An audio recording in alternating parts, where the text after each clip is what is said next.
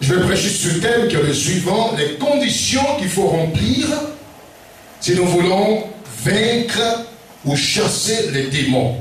Amen. Les conditions qu'il faut remplir si nous voulons vaincre et chasser les démons. Nous lisons la parole du Seigneur dans le livre des Actes des Apôtres, chapitre 19. Je prêcherai sur l'élévation du nom de Jésus-Christ une prochaine fois, quand je reviendrai ici. Mais ce matin, nous allons voir ensemble les conditions qu'il faut remplir si nous voulons vaincre et chasser les démons.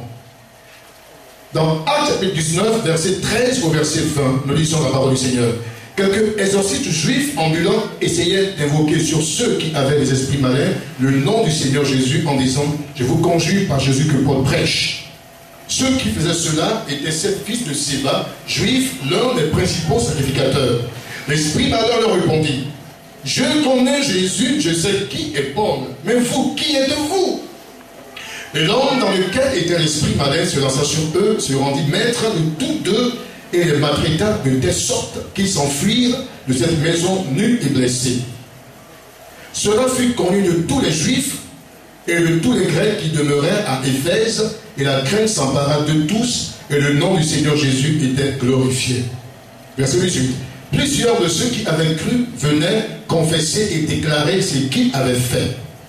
Et un certain nombre de ceux qui avaient exercé les arts magiques, ayant apporté leurs livres, les brûlèrent devant tout le monde, en estimant la valeur à 50 000 pièces d'argent.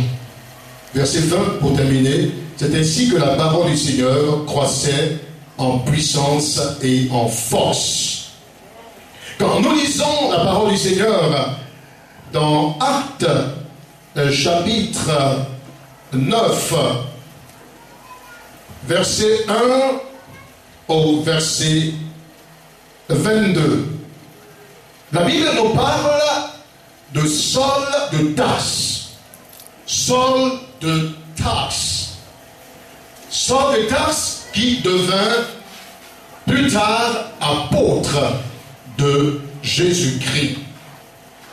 Dans Actes chapitre 9, verset 1 au verset 22, la Bible nous fait la genèse de l'histoire de l'apôtre Paul. Avant qu'il ne soit apôtre, au préalable, si vous voulez, au préalable, il était Saul de Tarse, un persécuteur de l'Église de Dieu.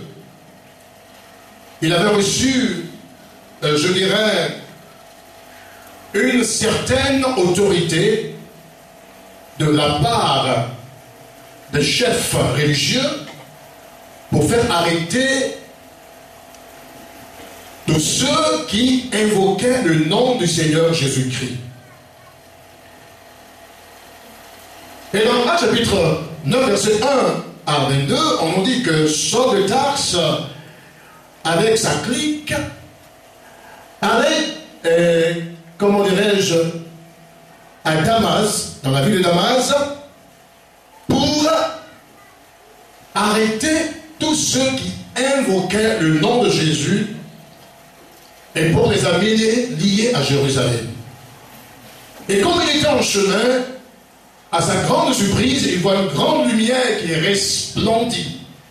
Cette lumière est venue bien sûr des cieux et elle a resplendi autour de Saul de Tarse. Et il est tombé par terre et il entend une voix lui dire « Saul, Saul, pourquoi me persécutes-tu » Selon les Saintes Écritures, quand vous avez affaire à un homme de Dieu, vous avez affaire à Dieu lui-même.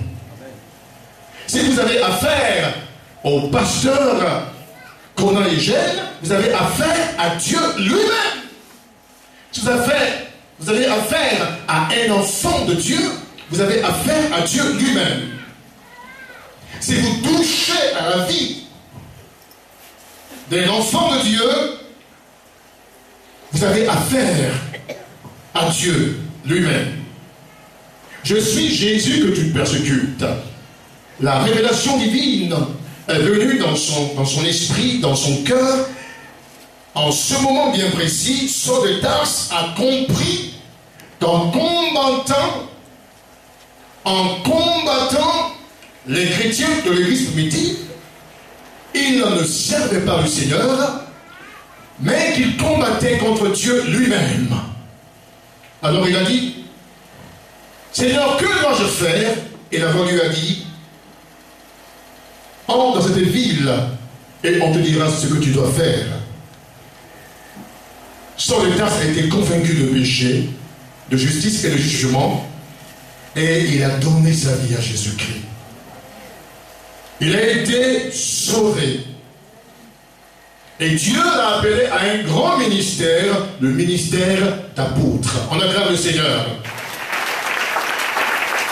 Jésus, après sa résurrection, on nous dit qu'il est descendu aux enfers. Amen.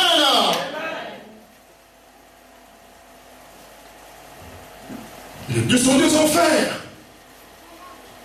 Ensuite, il monta au ciel et il s'assit à la droite de la majesté divine. Il a fait des dons aux hommes.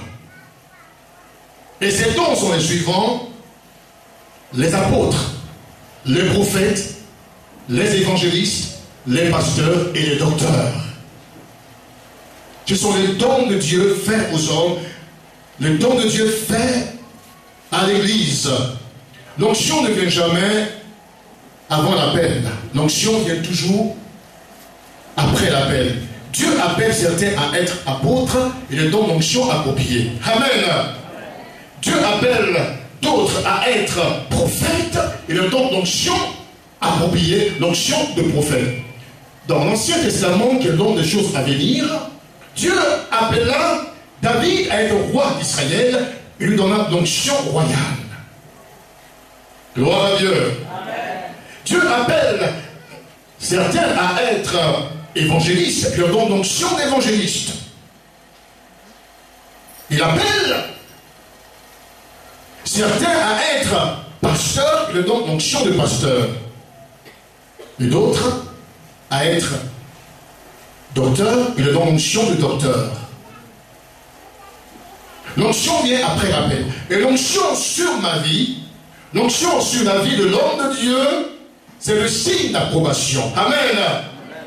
C'est le signe d'approbation. L'onction montre l'appel de Dieu. Gloire à Dieu. Dieu appela Saul de Tarse à être apôtre. L'apôtre Paul a reçu l'onction d'apôtre. Il a reçu l'apostolat. Dieu l'a établi dans le ministère d'apôtre. Jésus a dit, ce n'est pas vous qui m'avez choisi, mais moi je vous ai choisi et établi. Afin que vous alliez, que vous portiez des fruits et que vos fruits demeurent. L'apôtre Paul était non seulement baptisé du Saint-Esprit, il a dit, je parle en langue plus que vous tous.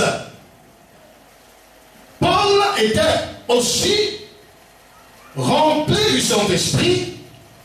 Paul était aussi revêtu de la puissance du Saint-Esprit. Il y a 3 étapes dans la vie de l'Esprit. Il y a le baptême du Saint-Esprit, il y a la vie, la plénitude du Saint-Esprit et il y a le revêtement de puissance. Paul était baptisé du Saint-Esprit, il était rempli du Saint-Esprit, il était revêtu de la puissance du Saint-Esprit. Il avait reçu de la part du Seigneur des dons spirituels.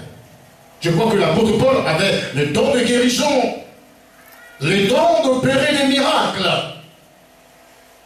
Il avait la foi. Paul a rempli les conditions qu'il fallait pour vaincre et pour chasser les démons. Et Paul est allé partout annoncer Christ. Il annonçait la mort et la résurrection. Il annonçait la personne de Jésus-Christ, sa mort et sa résurrection. Et il chassait les démons au nom de Jésus. On acclame le Seigneur. Pourquoi? Parce qu'il a rempli les conditions que je vais tout à l'heure porter à votre connaissance. Les conditions qu'il faut remplir pour vaincre et pour chasser les démons, l'apôtre Paul les a remplies. Et les 7 fils de Séva, La Bible ne dit pas, écoutez-moi très bien, la Bible n'a pas dit que les 7 filles de Séba ont vu l'apôtre Paul chasser les démons au nom de Jésus, ou qu'ils ont entendu que l'apôtre Paul chassait les démons au nom de Jésus. Ce qui les a amenés à l'imiter, à dire au nom de Jésus que Paul prêche. Mais ce que je sais, certainement ces hommes savaient que Paul chassait les démons au nom de Jésus. Est-ce qu'ils ont vu Paul dans cette démonstration d'esprit et de puissance? Est-ce qu'ils ont vu Paul chasser les démons au nom de Jésus-Christ? Ou on leur a, comment dirais-je, raconté les délivrances que ce grand homme de Dieu opérait? La Bible n'a pas mentionné cela, donc je ne voudrais pas entrer dans le silence de la Bible. Mais tout ce que je peux vous dire, c'est que cette fille de Séba savait que l'apôtre Paul chassait les démons au nom de Jésus. Amen. Et ils ont essayé de l'imiter. Paul avait rempli les conditions qu'il fallait pour chasser les démons, pour les vaincre et pour les chasser. Si nous voulons vaincre les démons et les chasser, il y a des conditions que nous devrons remplir. Écoutez-moi très bien. Si vous voulez vaincre et chasser les démons, il y a des conditions que vous devrez remplir. La première condition qu'il faut remplir si nous voulons vaincre et chasser les démons est la suivante. Si nous voulons vaincre et chasser les démons, il nous faut être enfants de Dieu. On acclame le Seigneur. Il nous faut être enfants de Dieu. Dans 1 Jean chapitre 1, verset 12. La Bible dit, mais à tous ceux qui l'ont reçu, à ceux qui croient en son nom, elle a donné le pouvoir de devenir enfants de Dieu, lesquels sont nés non du sang, ni de la volonté de la chair, ni de la volonté de l'homme, mais de Dieu. Pour être un enfant de Dieu, il faut croire au nom du Seigneur Jésus. Il faut accepter Jésus dans son cœur comme son Seigneur et son Sauveur personnel. Je le répète, par le péché du premier Adam, tous ont péché et sont privés de la gloire de Dieu. Tous les hommes ont péché et sont privés de la gloire de Dieu. Par le péché du premier Adam, même par la mort du second Adam, qui est Jésus-Christ, tous ont la vie éternelle. Quand nous entendons la parole du Seigneur en tant que pécheurs, que nous croyons de tout notre cœur que Jésus est le Christ, le Fils de Dieu, si nous venons à lui pour lui demander pardon et pour l'accepter dans notre cœur comme le Seigneur et Sauveur personnel, Jésus vient habiter dans notre cœur par le Saint-Esprit. Nous sommes morts par le péché d'Adam, mais quand nous recevons Christ, Christ vient habiter dans notre cœur par le Saint-Esprit et il ramène notre esprit mort à la vie. En ce moment bien précis, on parle de la nouvelle naissance. Alléluia! Les choses anciennes sont passées, toutes choses deviennent nouvelles. Nous devenons enfants de Dieu. L'enfant de Dieu, c'est celui qui a d'abord été pardonné de tous ses péchés. On est d'abord pardonné de tous nos péchés. L'enfant de Dieu, c'est d'abord celui qui a été sauvé. Amen. On est pardonné de tous nos péchés, on est sauvé, on devient enfant de Dieu. Ceux qui servent le diable ne sont pas des enfants de Dieu. Les gens disent par exemple que tout le monde, tous les Ivoiriens, tous les Français sont des enfants de Dieu. Non, non, non. Tous sont des créatures de Dieu. Mais les enfants de Dieu, ce sont ceux qui ont été lavés par le sang de Jésus et qui sont sauvés. Alléluia! Gloire à Dieu! Tous les hommes ne sont pas des enfants de Dieu. Mais les enfants de Dieu, ce sont ceux qui ont reçu Jésus-Christ dans leur cœur comme leur Seigneur et Sauveur personnel.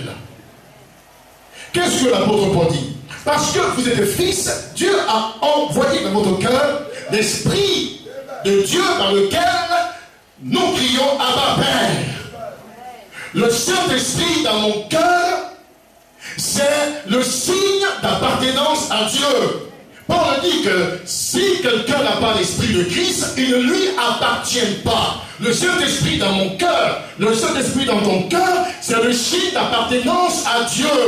Cette présence divine, cette flamme, ce feu qui est dans ton cœur, c'est le signe que tu appartiens à Dieu. Le Saint-Esprit dans mon cœur, c'est le tampon de Dieu. Le Saint-Esprit dans mon cœur, c'est la signature de Dieu. Et dans le monde spirituel, les sorciers, les mystiques vous reconnaissent par ce signe qui est dans votre cœur. Le Saint-Esprit, le gage de notre héritage. On acclame le Seigneur. Alléluia! Gloire à Dieu! Alléluia! C'est le gage de notre héritage. Gloire à Dieu! Tous les enfants de Dieu, tous ceux qui sont fils de Dieu, marchent par l'Esprit. Et parce que vous êtes enfants, vous êtes héritiers de Dieu et co-héritiers avec Christ. Gloire à Dieu! Et un enfant de Dieu n'est pas n'importe qui. Un enfant de Dieu est un être important parce que son papa, c'est celui qui a créé les cieux et la terre. Un enfant de Dieu est un homme, une femme important. Parce qu'il est enfant du grand Dieu, le Dieu tout-puissant, le Dieu qui dit et la chose arrive, le Dieu qui appelle les choses qui n'existaient pas comme si elles existaient, le Dieu qui donne la vie et qui a le souffle de chaque Ivoirien et de chaque Ivoirienne dans sa main. C'est lui qui décide. Alléluia! C'est lui qui décide. Gloire à Dieu! Gloire à Dieu! Il faut être enfant de Dieu. Il faut être enfant de Dieu si nous voulons vaincre et chasser les démons. Cher ami, ce matin, tu as été invité, c'est à toi que je m'adresse. Dieu veut que tu sois son enfant. Dieu veut que tu sois son enfant. Si tu n'es pas enfant de Dieu, tu es enfant du diable. Ce n'est pas, écoute, ce n'est pas une injure, mais c'est la vérité. Jésus dit, n'est-ce pas, à ceux qui s'opposaient à son ministère, vous croyez être fils d'Abraham. Si vous étiez fils d'Abraham, vous croirez à moi. Mais parce que votre père, le diable, le père du mensonge, vous ne croyez pas en moi. Quand on n'est pas enfant de Dieu, on est enfant du diable. Ce n'est pas pour vous insulter, cher ami, mais c'est la vérité. Vous appartenez au diable. Toute votre vie, votre esprit, âme et corps, toutes ces choses sont à la merci de votre père qui est le diable. Vous êtes enfant de Satan. Mais Dieu veut que ce matin, vous soyez ses enfants. Amen. Et pour être enfant de Dieu, il faut accepter Jésus comme son Seigneur et son Sauveur personnel. Gloire à Dieu. Alléluia. Alléluia. Alléluia. Gloire à Dieu. Gloire à Dieu. Dieu veut que tu sois son enfant ce matin. Alors viens au Seigneur Jésus-Christ. Je ne te dis pas de venir à une association, de venir à une religion, de venir à un système ecclésiastique. Mais je vous demande de venir à Jésus-Christ, le Fils de Dieu qui est mort sur la croix pour vos péchés il y a 2000 ans. Et c'est lui qui fera de vous un enfant. mais à tous ceux qui l'ont reçu, qui ont reçu qui? Jésus, qui croient en elle, la parole, le verbe, le logos, la parole faite chair, Jésus leur donne le pouvoir de devenir enfants de Dieu. C'est une naissance spirituelle. Gloire à Dieu. Ce n'est pas une naissance naturelle, mais elle est spirituelle. Vous devenez enfant de Dieu, vous êtes né de Dieu, né de l'Esprit. Et il y a le tampon de Dieu sur votre vie. Dieu, en mettant ce tampon sur vous, il dit par exemple à Satan, « Hé Satan, hé vous les démons, hé vous les mystiques, hé vous les magiciens, celui-ci est mon fils, celle-ci est ma fille, il y a mon tampon, le Saint-Esprit. » Gloire à Dieu. Le signe d'appartenance. Il faut être enfant de Dieu. La première condition qu'il faut remplir. La deuxième condition qu'il faut remplir si nous voulons être, nous voulons vaincre et chasser les démons, il faut avoir la protection de Dieu. On acclame le Seigneur. Il faut avoir la protection de Dieu. Dans le psaume numéro 91, verset 1, il est dit: celui qui demeure sous l'abri du Très-Haut repose à l'ombre du Tout-Puissant. Si vous êtes au Seigneur Jésus, si vous lui appartenez, vous demeurez sous la puissante main de Dieu. Vous avez la protection de Dieu. Gloire à Dieu. Qu'est-ce que Dieu a dit dans sa parole? Dieu dit dans sa parole, je serai une muraille de feu tout autour de Jérusalem. Il dit, je serai une muraille de feu tout autour de Jérusalem. Or, vous et moi, en Jésus-Christ, nous sommes des Juifs, nous sommes des Israélites. En Jésus-Christ, nous bénéficions de cette protection. Dieu est une muraille de feu tout autour de nos vies. Gloire à Dieu. Amen. Dieu est une muraille de feu tout autour de nos vies. Gloire au Seigneur. Amen. Et cette muraille de feu, aucune puissance infernale ne peut la traverser. L'exterminateur ne peut traverser cette muraille de feu. En Jésus, nous sommes couverts par le sang de Jésus-Christ. Ah oui, mon frère, tu es couvert sur le plan spirituel, tu es couvert par ce sang. L'exterminateur ne peut traverser les portes aspergées de sang. Le chrétien, le véritable enfant de Dieu, ne peut pas être possédé de démons. Quand on parle de la possession démoniaque, il s'agit de l'esprit humain. Voyez-vous, Alice Marcel a un esprit, une âme et un corps. Vous avez un esprit, une âme et un corps. Vous avez un esprit, une âme et un corps. Et quand on dit que quelqu'un est possédé de démons, cela veut dire que son esprit humain est habité par un esprit. Ça peut être 1, 2, 3, 4, 20, 50, 100, 1000, 2000, 5000, 6000, comme le fou de Gadara qui avait en lui 6000 démons. En même temps, son esprit possédé son âme et son corps sont contrôlés par l'esprit impur qui est en lui. Le monde de Satan, le monde des démons est un monde bien organisé, mais il est organisé pour le désordre. Satan vient pour voler, égorger et détruire. Et les démons ont des rôles bien spécifiques qu'ils jouent. Il y a des démons de sorcellerie. Il y a des démons d'homosexualité. En Côte d'Ivoire, il existe des homosexuels. Il y a des femmes qui sont des lesbiennes. Il y a des démons de mensonges, je le répète. Il y a des gens qui mentent comme ce n'est pas permis. Ils aiment le mensonge, ils pratiquent le mensonge. Il y a des démons de vol. Il y a des démons de cécité et de multitude. On nous dit un jour que on amena à Jésus-Christ un homme qui était aveugle et muet. Et qu'est-ce que la Bible nous dit? Jésus chassa l'esprit, et l'esprit est sorti, et l'aveugle voyait et parlait. Donc la source de son problème était un esprit impur. Mais laissez-moi vous dire, tous ces démons, quel que soit leur rôle, ils ont été tous vaincus à la croix de Golgotha. On acclame le Seigneur. Alléluia! Tous vaincus à la croix de Golgotha.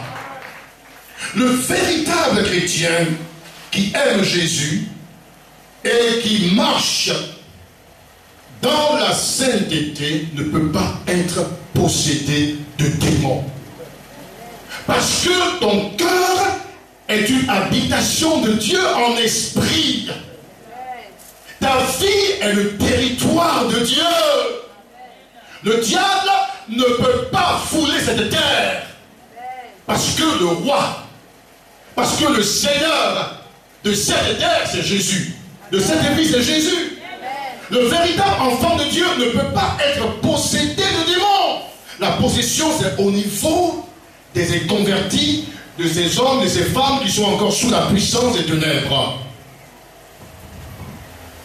Et on voit les conséquences pour ceux qui sont possédés de démons. Il y a des hommes mariés légalement. Et quand vous voyez leur épouse, elles sont belles. Des mamans qui sont belles. Quand vous la vous dites, mais Seigneur, c'est pas vrai, c'est une belle créature. Mais vous serez très étonné de voir cet homme sortir avec une personne.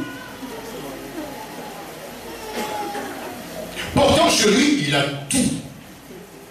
Tout ce qu'il faut.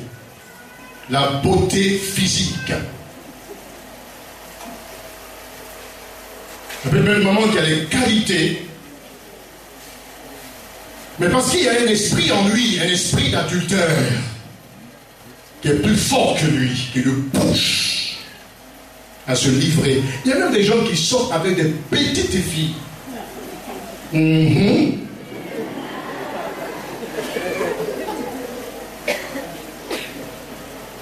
Parce qu'il y a des esprits impurs dans leur vie qui les poussent à se livrer.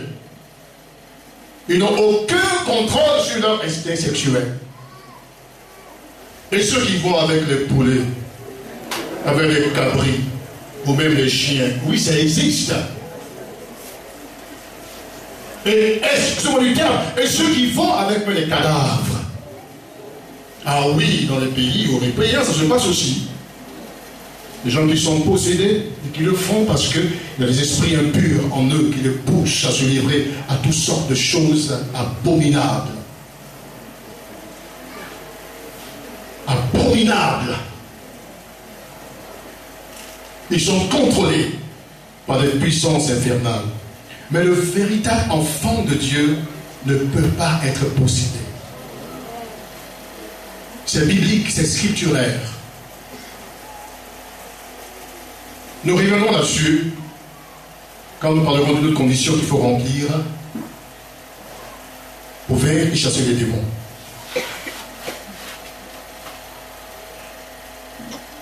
Quand on appartient à Jésus-Christ, on a la protection divine. Le nom du Seigneur Jésus-Christ est une tour forte. Une tour forte. Le juste s'y réfugie et se trouve en sécurité. Amen. Alléluia. Amen. Alléluia. Le nom de Jésus, c'est une tour forte. Le nom de Jésus constitue pour nous une sécurité. Gloire à Dieu. Et on en a vu pendant la crise post-électorale, pendant ces combats. J'avais été en France, je suis allé au Canada, je suis revenu en France, je veux maintenant aller aux États-Unis. On a suivi les élections présidentielles à la télévision. Le premier tour, tout s'est bien passé. Le deuxième tour, les choses ont pris une autre tournure. Et ils ont annoncé la venue de Lecomorque. J'ai dit, attention, il ne serait pas sage que j'aille aux États-Unis parce que mon épouse, mes enfants sont en Côte d'Ivoire. Il faut que je revienne. Je suis revenu. Et quand je suis revenu, le consul des États-Unis m'a appelé. Et puis je n'ai pas vraiment laissé un message. Je me dis, dès que tu reçois ce message, viens à l'ambassade. Quand je reçois le message, je suis allé à l'ambassade américaine. Elle m'a dit, mais qu'est-ce que tu fais ici? Faut rentrer. Retourne aux États-Unis. Rentre. J'ai dit, mais j'ai mon épouse, mes enfants. Comment voudrais-tu que je rentre? Compte tenu de ma famille, je ne peux pas rentrer. Elle a dit, dans ce cas, tu ne veux pas rentrer, mais prends-les et puis va au gamin. Tu les laisses, parce qu'il y avait déjà cet arrangement qui était fait. Tu les laisses là-bas et puis tu vas aux États-Unis. J'ai dit, j'avais compris. Et je suis parti, j'ai prié le Seigneur et Dieu m'a dit, ne bouge pas, reste en Côte d'Ivoire. Et nous sommes restés en Côte d'Ivoire, je suis resté avec ma famille. Aujourd'hui, je suis, comment dirais-je, à la Riviera pour nous-mêmes. Mais dans le temps, j'étais à Niagon sur la gauche. À Niagon sur la gauche.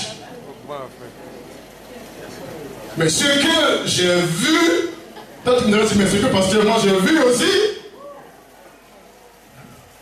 il y a eu des combats, les murs, les balles qui sifflaient.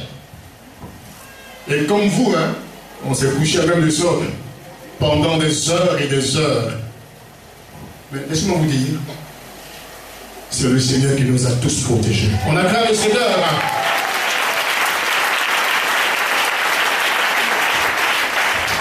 Ils ne sont pas plus importants, ils ne sont pas meilleurs, mais il nous a protégés et nous sommes encore aujourd'hui en vie. Il constitue pour nous une protection. Son nom constitue pour nous une protection. Et dans le combat spirituel, nous avions besoin d'avoir la protection de Dieu avec nous. Donc, la deuxième condition qu'il faut remplir, si nous voulons vaincre et chasser des démons, il faut avoir la protection de Dieu. Cher ami, si tu veux la protection, viens au Seigneur. On a parlé d'un vendeur de gris-gris, il vendait des bagues d'accident. Mais lui-même a été écrasé par une voiture.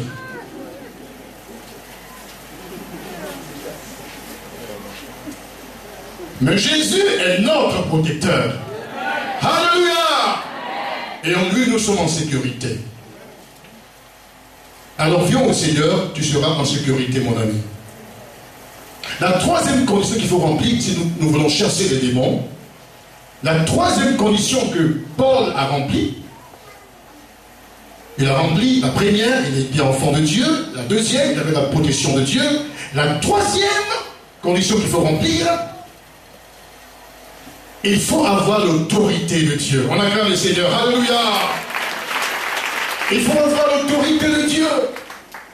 L'autorité de Dieu. Jésus avait l'autorité du Père. Gloire à Dieu. Écoutez-moi très bien. La Bible nous dit que de sa plénitude, vous et moi, nous avions reçu grâce pour grâce. Toute la plénitude de la divinité était en Jésus-Christ. La plénitude du Dieu Tout-Puissant, du Père des Lumières, était en Jésus-Christ notre Seigneur. Jésus avait l'autorité du Père. L'autorité du Père était investie en lui. Même les leaders du judaïsme lui ont demandé par quelle autorité il faisait ces choses. Parce qu'ils ont vu l'autorité du Seigneur. Et par quelle autorité? L'autorité du Seigneur est l'autorité du Père. Et quand nous venons au Seigneur Jésus-Christ, cette autorité du Père, du Seigneur Jésus-Christ est investie en nous. Nous avons aussi l'autorité de Dieu.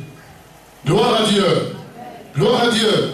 Et pour appuyer cela, quand nous lisons dans Luc chapitre 10, verset 17,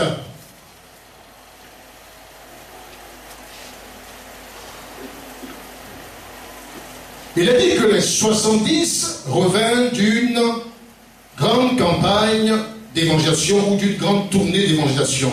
Luc 10, verset 17.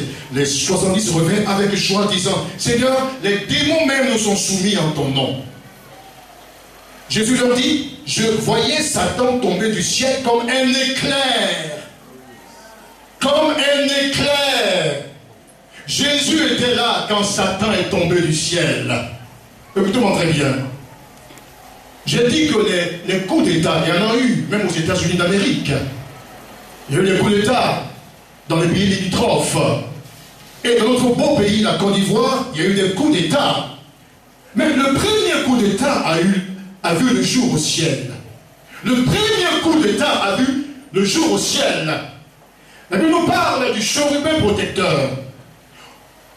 Quand Dieu a créé cet ange de lumière, Dieu n'a pas créé pour être, comment dirais-je, Satan ou Lucifer. Dieu a créé cet ange de lumière qui marchait sur les pieds étincelantes du Seigneur. Il dirigeait même la chorale de Dieu. Il était d'une beauté parfaite. Mais à cause de son orgueil, à un moment de son existence, il voulait s'asseoir sur le trône de Dieu. Il voulait s'asseoir sur le trône de Dieu. Je dirais même qu'il voulait faire de Dieu son adorateur. Parce que pendant le ministère terrestre de Jésus-Christ, avant que Christ ne commence son ministère, il a jeûné pendant 40 jours et 40 nuits. Et le tentateur s'est approché en utilisant la parole écrite, bien sûr en tentant le sens, pour tenter la parole vivante. Et il lui a dit, vers la fin, je te donnerai toutes ces choses, la gloire de ce monde, si tu te prosternes et l'adores. Mais à qui il parlait? Il parlait à Dieu le Fils. Jésus-Christ est Dieu. Donc il voulait faire de Dieu son adorateur. Ce désir initial, ce désir qu'il avait dès le commencement, il le révèle encore. Si tu m'adores, je te donnerai toutes ces choses. Donc le désir de Satan, c'était non seulement s'asseoir sur le trône de Dieu, mais il voulait faire de lui un adorateur. Quel blasphème! La créature qui demande au Créateur de devenir son adorateur. Alors, il a pu séduire le tiers des étoiles des cieux, parce que dans le livre d'Apocalypse, on nous dit le grand dragon rouge, dont la queue entraînait le tiers des étoiles des cieux. Il a séduit le tiers des anges de Dieu qui l'ont suivi. Ils ont conjugué leurs efforts dans le but de renverser Dieu de son trône, afin que lui, il puisse s'asseoir sur le trône de Dieu. Mais personne ne peut, comment dirais-je, renverser Dieu de son trône. Son trône est un trône éternel, parce qu'il y a le commencement et la fin, le premier et le dernier, le général des généraux, le roi des rois, le seigneur des seigneurs. Son règne est éternel. On acclame le Seigneur, alléluia. Gloire à Dieu. Son règne est éternel. J'ai dit, je le répète, ce beau pays, la Côte d'Ivoire, que nous aimons tant, un jour, elle va passer. Les États-Unis d'Amérique, ce grand pays, oh, si vous allez aux États-Unis, vous allez voir des merveilles. Il n'y a que le paradis où nous irons qui surpasse 100 millions de fois les États-Unis d'Amérique. Mais cette grande nation, elle va passer un jour. La France, si tu es de nationalité française, écoute-moi très bien, la France, un jour, elle va passer. Le Canada, un jour, passera. Le Burkina Faso passera. La Guinée passera. Tous les royaumes passeront. Mais le royaume de Dieu est éternel. Alléluia. Est-ce que vous pouvez dire alléluia? Gloire à Dieu. Son trône est un trône éternel. Les coups d'État, ça ne marche pas avec Jésus. Ça ne marche pas avec Dieu. Comment peux-tu combattre un Dieu qui est partout à la fois? Quand tu marches, il est devant toi. Quand tu marches, il est derrière toi. Il est dans la cuisine, dans la voiture. Il est ici actuellement. En même temps, il est au Bougon. En même temps, il est en France. En même temps, il est au Canada. En même temps, il est au Burkina Faso. En même temps, il est partout à la fois. Partout à la fois. Ce n'est pas n'importe qui. Il est partout à la fois. Au même moment. Il est partout à la fois. Alors mon frère, pourquoi tu crains? Pourquoi tu as peur? Ton Dieu est partout à la fois, il voit tout, il entend tout, il est omniprésent, omnipotent, omniscient. C'est un grand Dieu. Regardez la mer, c'est une grande mer, c'est lui qui l'a créée. On acclame le Seigneur, alléluia, alléluia. Et vous savez que l'espace maritime est plus vaste que l'espace terrestre. Hein? C'est d'accord avec moi, n'est-ce pas? C'est un grand Dieu. Ce n'est pas n'importe qui. Ma soeur, sois fière. Ne t'apitoie pas sur ton sort. Tu n'es pas n'importe qui. Tu es une princesse. Mon frère, tu es un prince. Ton papa, c'est le roi des rois. Le Seigneur des seigneurs. Gloire à Dieu. Gloire à Dieu. Alléluia. Alléluia. Donc Jésus a vu la chute de Satan. Il dit, je voyais Satan tomber. C'est lui-même qui a précipité Satan en bas. Je te précipite, chérubin protecteur. Ce chérubin protecteur est devenu maintenant celui qu'on appelle aujourd'hui Satan, Lucifer, le prince des démons, l'esprit qui agit dans les fils de la rébellion, le père du mensonge, Belzébul. Et je te restera. Et les anges qui l'ont suivi, puisqu'il a séduit le tiers des étoiles des cieux, sont devenus par la suite des démons, qu'on appelle des esprits impurs, des esprits méchants. Il a vu la chute de Satan. Il dit, je voyais Satan tomber du ciel comme un éclair. Verset 19, voici, je vous donne le pouvoir de marcher sur les serpents et les scorpions. Ici, pouvoir, c'est autorité. On acclame le Seigneur. Autorité. Mon frère, tu as l'autorité au nom de Jésus. Ma soeur, tu as l'autorité au nom de Jésus. Vous avez l'autorité du Seigneur Jésus.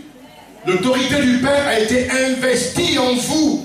Et il dit, le pouvoir de marcher sur les serpents et les scorpions, sur toute la puissance de l'ennemi. Pendant son ministère terrestre, on nous dit que Jésus donna à ses apôtres force et pouvoir sur tous les démons. Ce n'est pas une portion de démons, une catégorie de démons, mais c'est tous les démons. Gloire à Dieu. Force et pouvoir, l'autorité de chasser tous les démons. Mon frère, au nom de Jésus, tu peux chasser tous les démons. Tu peux chasser tous les démons parce que Jésus t'a donné cette autorité. Le chrétien est celui qui a l'autorité du Père, l'autorité de Jésus. Cette autorité est investie en toi.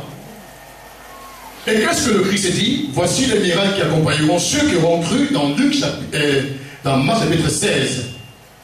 Verset 17. Voici les miracles qui accompagneront ceux qui auront cru. En mon nom, ils chasseront les démons. Ceux qui auront cru, les croyants, les enfants de Dieu. Gloire à Dieu. Gloire à Dieu. Il faut donc avoir l'autorité de Jésus. Et le diable et ses démons connaissent ceux qui ont l'autorité de Jésus, qui ont l'autorité de Christ. La quatrième condition qu'il faut remplir si nous voulons chasser les démons, je fais un peu vite, la quatrième condition qu'il faut remplir si nous voulons chasser les démons, il faut avoir la foi. On acclame le Seigneur. La foi. Hébreux chapitre 11, verset 1. La foi, c'est l'assurance des choses qu'on espère, une démonstration de celles qu'on ne voit pas. La foi. La foi. Ceux qui ont la foi sont agréables à Dieu. Amen. Que celui qui s'approche de Dieu croit que Dieu existe et que Dieu devienne l'accomplisseur, le renumérateur de ceux qui le cherchent. Donc, il faut avoir la foi. Pour avoir possédé la foi, les anciens ont obtenu un témoignage favorable. Et parlant des anciens, il est question d'Abel. Il est question d'Enoch. Il est question de Noé. Il est question d'Abraham. Il est question d'Isaac, de Jacob. Il est question de Moïse. Il est question de Josué, de Samuel, de David. Il est question du prophète Élie, du prophète Élisée, que sais-je encore. Pour avoir possédé la foi, ils ont reçu, obtenir un témoignage favorable de la part du Seigneur. Quand on a la foi dans le cœur, une foi sincère, une foi fondée sur la parole, puisque la Bible, la parole de Dieu, c'est le fondement de la foi chrétienne. La Bible, la parole de Dieu. Et quand on a la foi, on est agréable à Dieu. L'apôtre Paul avait la foi. La foi. Et c'est par la foi que nous pouvons exercer notre autorité sur les esprits impurs, sur les démons. Amen. Amen. Et vous sera fait selon votre foi. Ne t'ai-je pas dit que si tu crois, tu verras la gloire de Dieu? Si nous croyons, nous verrons la gloire du Seigneur. Donc la foi est un élément très important si nous voulons vaincre et chasser les démons. La dernière condition qu'il faut remplir si nous voulons chasser les démons est la suivante. La dernière condition qu'il faut remplir, si nous voulons vaincre et chasser les démons, est la suivante. Il faut vivre dans la sainteté. On acclame le Seigneur. Il faut vivre dans la sainteté. Si nous voulons vaincre et chasser les démons, il faut vivre dans la sainteté. L'apôtre Paul et tous les autres apôtres vivaient dans la sainteté. Il faut vivre dans la sainteté. Comme nous lisons dans 1 Jean, chapitre 5, verset 18. Qu'est-ce que la Bible nous dit? Nous savons que quiconque est né de Dieu, quiconque est né de Dieu, il s'agit ici de l'enfant de Dieu. L'enfant de Dieu est né de Dieu, il est né de l'Esprit. Parce qu'il a en lui l'Esprit du Dieu vivant. Jésus-Christ, le roi de gloire, habite dans son cœur par le Saint-Esprit. Là où est le Seigneur, là est l'Esprit de Dieu. Là où est l'Esprit de Dieu, là est le Seigneur. Le Saint-Esprit dans mon cœur, c'est Jésus-Christ dans mon cœur, c'est Dieu le Père dans mon cœur. Amen. Parce que les trois sont un. Amen. Gloire à Dieu. Donc celui qui est né de Dieu, c'est un enfant de Dieu. Et qu'est-ce que Jean dit ici? Nous savons que quiconque est né de Dieu ne pêche point. Mais celui qui est né de Dieu se garde lui-même. Et le malin ne le touche pas. Et le malin ne le touche pas. L'enfant de Dieu se garde lui-même. L'enfant de Dieu se garde lui-même. En quoi faisant? En vivant dans la sainteté. En quoi faisant? En gardant la parole de Dieu dans son cœur. En gardant les commandements du Seigneur dans son cœur. En se conservant pur. En vivant dans la pureté. Dans la crainte de l'Éternel qui est le commencement de la sagesse. La crainte de l'Éternel qui est la haine du mal, la haine du péché. L'enfant de Dieu se garde lui-même en quoi faisant? En haïssant le péché, en haïssant le mensonge, l'adultère, le vol, la trahison, l'infidélité. Il est fidèle à sa femme. Elle est fidèle à son mari. Ils sont fiancés, ils se conservent purs. Il n'y a pas, n'est-ce pas, d'embrassement ou de caresse avant le mariage. Quand certains disent, oh écoutez, c'est des fiancés, vous pouvez vous embrasser.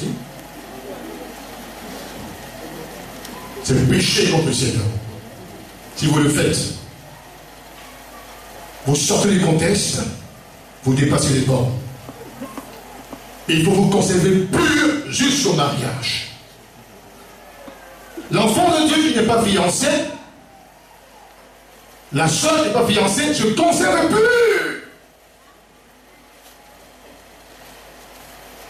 Il faut vivre dans la sainteté. L'évangéliste doit vivre dans la sainteté. Le pasteur, les anciens, les diacres, les choristes, chaque chrétien doit vivre dans la sainteté. La sainteté nous conduit au ciel. On acclame le Seigneur. La sainteté nous conduit au paradis. Car sans la sanctification, personne ne verra le Seigneur. Si nous voulons aller au paradis, il nous faut vivre dans la sainteté. Voyez-vous, je suis une personne, par la grâce du Seigneur, que Dieu utilise, comme il utilise le pasteur qu'on a Eugène, comme il utilise certains hommes de Dieu, évangélistes, pasteurs dans le monde. Et j'ai vu Dieu à plusieurs reprises sauver des âmes, ouvrir les oreilles des sourds, ouvrir les yeux des aveugles, faire marcher les boiteux, les paralytiques. Chez le pasteur CP, un dimanche, le Seigneur a guéri instantanément 6 personnes qui étaient totalement aveugles. Chez le pasteur Bali, à Yopougon, le dimanche soir, on transportait un homme qui était paralysé sur un matelas, paralysé de la tête aux pieds. Et après la prière, cet homme se leva et il s'est mis à marcher. À Agamé, chez le pasteur, comment dirais-je, Chabanda, il était pasteur en ce moment-là à Agamé. Nous avons eu une campagne d'évaluation où il y a eu plusieurs aveugles qui ont couvert la vue. Et plusieurs sourds-muets qui ont entendu. Dieu a opéré des miracles en grand nombre. À tel enseigne que des milliers étaient rassemblés. L'Église pas continue. Ce monde-là, on a une obligation de d'évangélisation au dehors. Et si vous regardez, n'est-ce pas, ce CD, vous verrez cette foule immense qui est venue de partout. Il n'y a pas eu de publicité. Dieu lui-même a fait sa publicité par sa puissance. Je peux encore citer. Mais j'ai parlé de plus de 630 sourds-muets qui ont entendu depuis 2000 jusqu'à cette année. Et depuis 2000 jusqu'à cette année, plus de 177 aveugles qui ont recouvert la vue ici à Dijon. Les boiteux, les paralytiques. Dieu a opéré des miracles en France, aux États-Unis. Mais écoutons très bien. Le Seigneur m'a dit ceci: tu vois tous ces miracles, tous ces prodiges, c'est moi qui les fais. C'est moi qui les opère. Ce n'est pas ce que tu fais qui est important devant moi, c'est ce que tu es. Acclamez le Seigneur, alléluia. Ce n'est pas l'acte que tu poses qui est important devant le Seigneur, c'est le motif qui te pousse à poser l'acte. Est-ce que tu poses l'acte pour la gloire de Dieu ou pour te faire voir? Le Seigneur m'a clairement montré que la vie de est un élément très important. Notre relation avec le Seigneur est très très importante. Paul a dit: je traite durement mon corps, je le tiens assujetti afin de ne pas être rejeté après avoir prêché à plusieurs. La sainteté nous conduira au paradis, nous conduira au ciel. Pour notre salut, il est important de vivre dans la sainteté. Alors il faut couper les ponts avec ton copain et ta copine, avec laquelle, dans les lieux secrets, tu as des rapports sexuels en dehors du mariage. Le pasteur ne te voit pas, moi je ne te vois pas, les anciens ne te voient pas. Mais il y a un Dieu qui te voit, qui voit toutes choses, même dans la nuit, il voit la fourmi noire sous une pierre noire. Il faut couper les ponts avec cet homme qui, n'est-ce pas, prend soin de toi et qui te traite bien en te donnant tous les fonds dont tu as besoin et qui n'est pas ton mari. Et pourtant, vous avez des relations sexuelles en dehors du mariage. Il faut couper les ponts avec lui. Le temps est venu de lâcher le filet comme les apôtres ont lâché le filet pour suivre Christ entièrement. Dieu veut que ton cœur soit entièrement à lui. Ce n'est pas en partie, mais entièrement à lui. Il faut vivre dans la sainteté. Dieu soit béni de ce que dans nos églises, dans notre mouvement aujourd'hui, beaucoup de frères et de sœurs vivent dans la sainteté. On acclame le Seigneur là-bas. Et ici, beaucoup vivent dans la sainteté. Il faut vivre dans la sainteté si nous voulons aller un jour au ciel. La sainteté aussi est importante pour le combat spirituel. Pour mener à bien ce combat, il faut vivre dans la sainteté. Le chrétien qui vit dans le péché, il est déjà vaincu. Dans le combat spirituel, le chrétien qui vit dans le péché, il est déjà vaincu. Un jour, il y a un pasteur qui chassait les esprits impurs de la vie de quelqu'un. Un des personnes qui étaient dans l'église, les démons se manifestaient. Et pendant qu'il priait, le démon se manifestait. Et il y avait un frère en Christ qui avait une femme étrangère dans sa vie. Je parle de femme étrangère, c'est une femme qui n'est pas réellement sa femme. C'est ça, une femme étrangère. Il connaissait bien sa vie, il connaissait bien sa relation avec Dieu. Et pendant que les gens priaient, lui aussi il est parti, il dit, démon, au nom de Jésus, sors! Et le démon a dit, le démon l'a appelé, Koudou. Tu ne me connais pas? C'est moi, non? Ta femme. Tout doucement. Il a fui Dada. Un autre frère aussi qui vivait dans le péché. Pendant que les pasteurs priaient pour quelqu'un, le démon se manifestait et il allait avec précipitation, il a imposé les mains. Dès qu'il a imposé les mains, on voit ses deux pieds, comme on le dit, en l'air.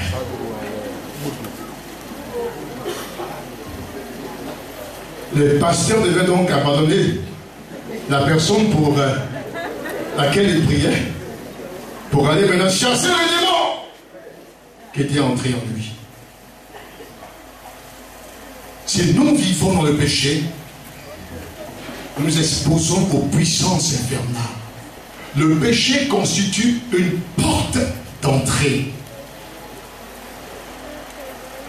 Une porte d'entrée. Le péché constitue des interdits. Est-ce que Dieu a dit à Josué, vous ne pourrez pas tenir devant le peuple d'Aïe, parce qu'il y a parmi vous un interdit, il faut qu'il soit expulsé. Vous ne pourrez pas tenir. Donc dans le combat spirituel, si on vit dans le péché, on est déjà vaincu. Cette victoire que Christ a acquise à la croix il y a 2000 ans ne pourra pas être effective, évidente dans notre vie ou manifester. Nous ne pourrons pas bénéficier des bénéfices de l'œuvre de la croix parce qu'il y a le péché dans notre vie. Alors il faut vivre dans la sainteté si nous voulons vaincre et chasser les démons. Alléluia. Alléluia. Acclamons le Seigneur.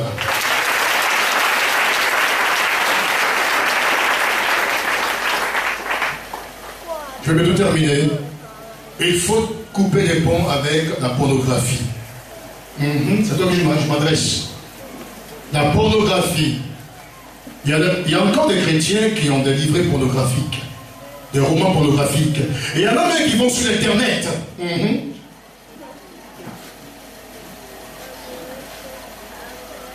Et qui tombent parfois sur des images pornographiques et ils prennent leur temps. Qu'est-ce que tu regardes, mon frère? Et même à la télévision.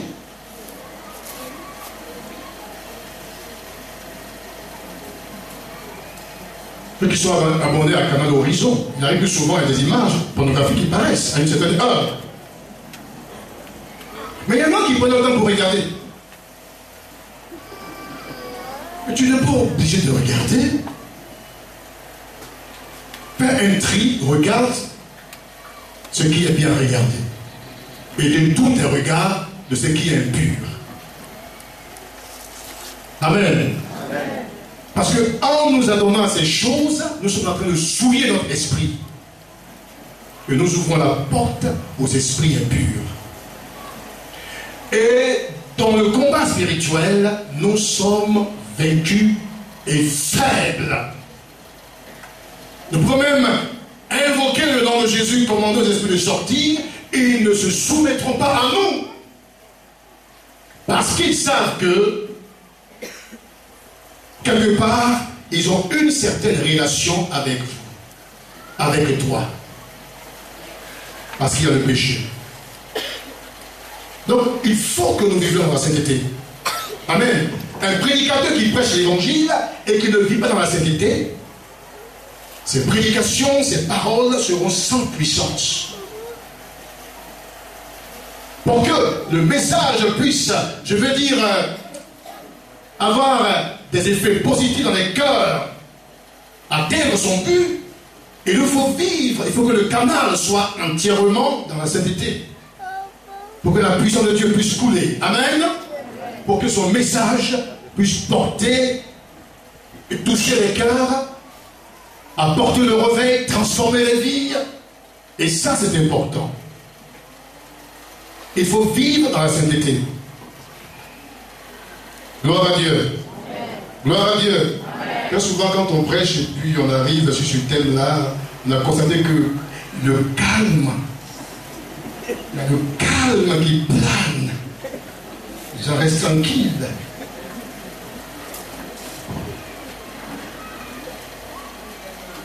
Il faut vivre dans la sainteté.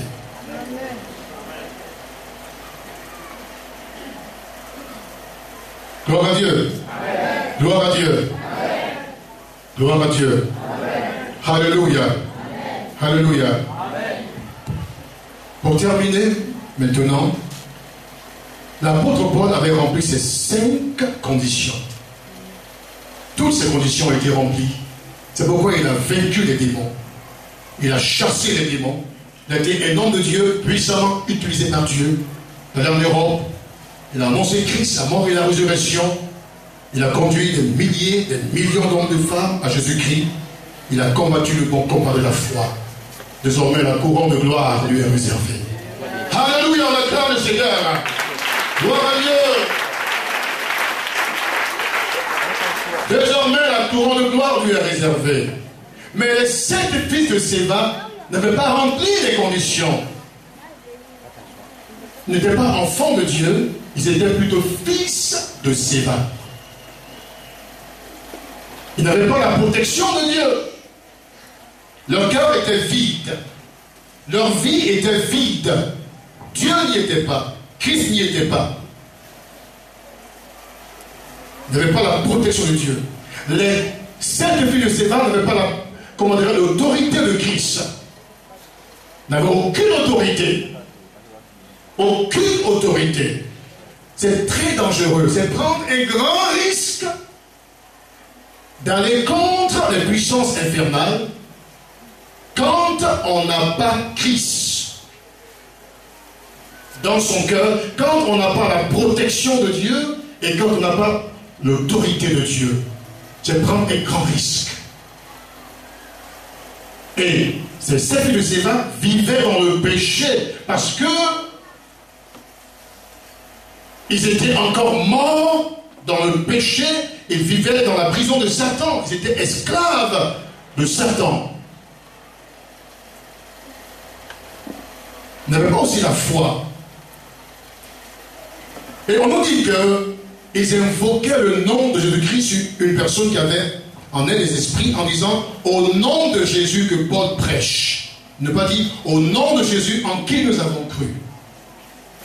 Au nom de Jésus que Paul prêche. Allez, sortez, sortez. Le démon a dit « Je connais Jésus ». Parce que le diable et ses démons connaissent Jésus. Il s'appelle Jésus les a vaincus à la croix il y a 2000 ans.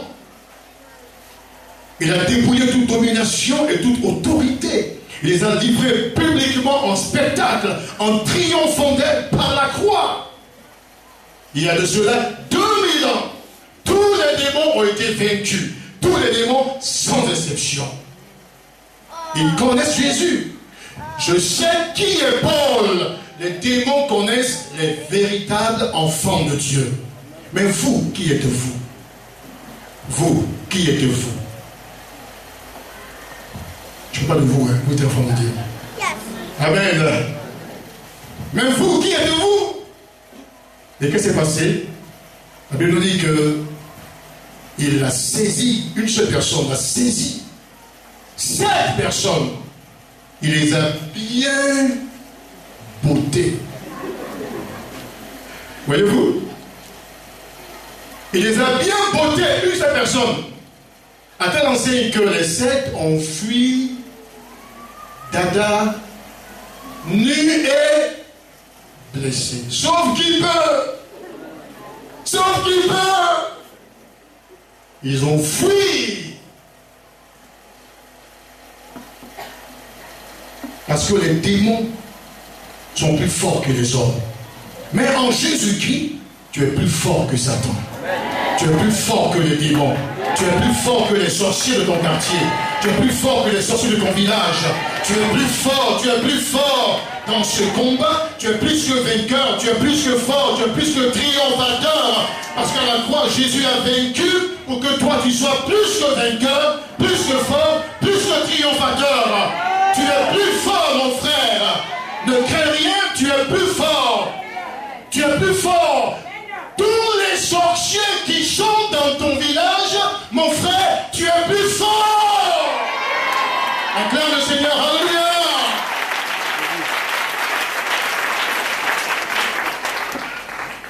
Je parle beaucoup de sorcellerie parce que dans mon ministère, ils m'ont beaucoup attaqué. Ils m'ont beaucoup attaqué. Mais ils ont été vaincus. Vaincus. Dans un village, encore un autre témoignage, je vais terminer maintenant.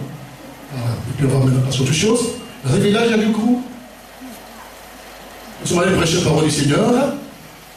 J'étais au programme, je prêchais. Et pendant que je prêchais, je me suis adressé. Je suis adressé aux sorciers. Écoutez-moi, ce sorcier, Jésus vous aime. Il veut vous sauver. Nous dévoilons ce que vous faites pour vous dire que vos œuvres sont ténébreuses. Et qu'on ne se moque pas de Dieu, c'est qu'un homme aura sémé, il va le moissonner. Et pendant que je prêchais, je me suis adressé à eux. Je dis, sorciers, sorciers de ce village, mais qu'est-ce que vous faites là? Hein? Qu'est-ce que vous faites là? Il y a de la bonne viande, la viande des moutons, la viande des cabris, la viande des poulets. Vous laissez toutes ces viandes-là pour manger la chair humaine. Et quand j'ai prononcé ces paroles, je les ai dérangés. Ils se sont mis en colère contre moi. Et dans le monde spirituel, ils venaient me détruire. Et comme ils étaient en chemin, ils ont vu une flamme de feu. Le sorcier qui s'est converti après, il vient dans le monde physique, il me voit en train de prêcher. Maintenant, dans le monde spirituel, quand il va m'attaquer, il voit une flamme de feu. Dieu fait de ses anges des vents, mais il fait de ses envoyés une flamme de feu. Dans le monde spirituel, le pasteur est une flamme de feu. Une flamme de feu. Il fait de ses envoyés, de ceux qu'il a choisis, une flamme de feu. Il est dans le monde physique, il me regarde, je suis en train de prêcher, je prêche. Quand il va dans le monde spirituel, il voit une flamme de feu qui est devant lui, là. Une flamme de feu. Une flamme qu'aucune puissance ne peut traverser. Une flamme qu'aucun démon ne peut traverser. Une flamme de feu.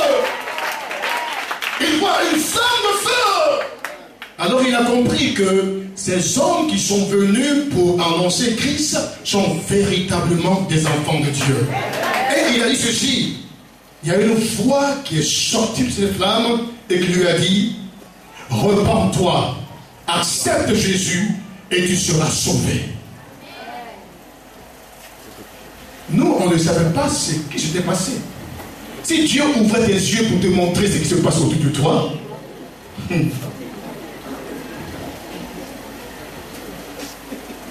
on ne le savait pas. C'est après que ce sorcier est venu et il a confessé, il a tout raconté, et il a dit, à partir d'aujourd'hui, lui, il donne sa vie à Jésus. Amen. Alléluia! Alléluia! Parce que nous avions Jésus. Mais quand vous n'avez pas Jésus, vous allez contre les puissances infernales, vous êtes exposés. Exposés. Ils peuvent vous détruire. Gloire à Dieu. Amen. Gloire à Dieu. Amen. Tout à l'heure, le Seigneur va opérer des délivrances parmi nous. Est-ce que vous le croyez? Amen. Il va opérer des délivrances parmi nous. Parce que nous avons l'autorité de Jésus. Alléluia. Nous avons l'autorité de Jésus. Écoutez-moi très bien. La magie ne chasse pas les démons. L'eau bénite ne chasse pas les démons. Je vous salue Marie pleine de grâce, ne chasse pas les démons. Le Nancy ne chasse pas les démons. Mais il y a un seul nom que Dieu a glorifié, qui est au-dessus de tout nom, qui chasse les démons. C'est le nom de Jésus-Christ. Et ce matin, ce nom sera invoqué pour chasser tous les démons. Le nom de Jésus chasse les démons. Et ce nom que nous allons invoquer. Et tous les démons vont fléchir les genoux. La maladie va fléchir les genoux au nom de Jésus. Le cancer va fléchir les genoux au nom de Jésus. Le sida va fléchir les genoux. En d'autres termes, vont capituler. Toutes ces maladies vont capituler au nom de Jésus. Le nom de Jésus, le précieux nom de Jésus, le glorieux nom de Jésus, le merveilleux nom de Jésus, le nom puissant que Dieu a élevé et qui est au-dessus de tout nom, c'est par ce nom que nous pouvons chasser les démons. Il va chasser les démons, les esprits impurs ce matin. Dieu va s'aimer le désordre dans le camp du diable ce matin. Si vous le croyez, levez la main et balancez là. Acclamez le Seigneur. Alléluia, alléluia, alléluia. Alléluia. Gloire à Dieu. Gloire à Dieu. Je termine. Donne ton cœur à Jésus-Christ ce matin, cher ami. Accepte-le comme ton Seigneur et ton Sauveur personnel. Et tu deviendras un enfant de Dieu. Un enfant de Dieu. Ce qui est arrivé a été connu dans cette contrée. La bonne nouvelle s'est répandue. Les gens ont vu la grandeur, la suprématie du nom de Jésus-Christ. Et plusieurs venaient, même les magiciens venaient, ils apportaient le livre magique pour les faire brûler. Et plusieurs ont donné leur cœur à Jésus-Christ pour servir le Dieu vivant et vrai. Le nom du Seigneur Jésus-Christ était glorifié. Alléluia.